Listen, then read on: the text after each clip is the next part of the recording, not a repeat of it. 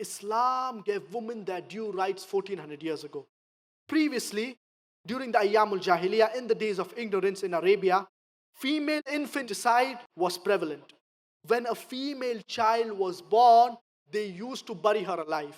Alhamdulillah, thumma alhamdulillah. After the revelation of the glorious Quran, this evil practice has been stopped in the Arab lands.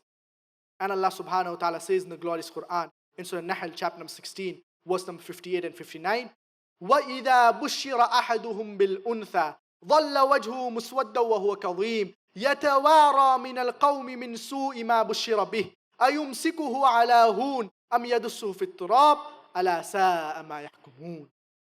And when news is brought to them about a female infant child, his face darkens and he is filled with inner grief.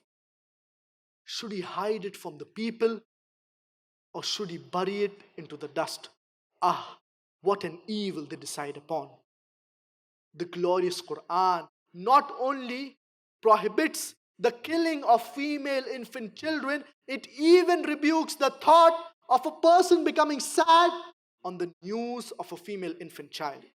Allah subhanahu wa ta'ala says in Surah Araf, chapter number 7, verse number 157, those who follow the unlettered prophet, whom they would find mentioned in their scriptures, in the law and in the gospel, commanding them to do that what is good and prohibiting them from doing that what is evil.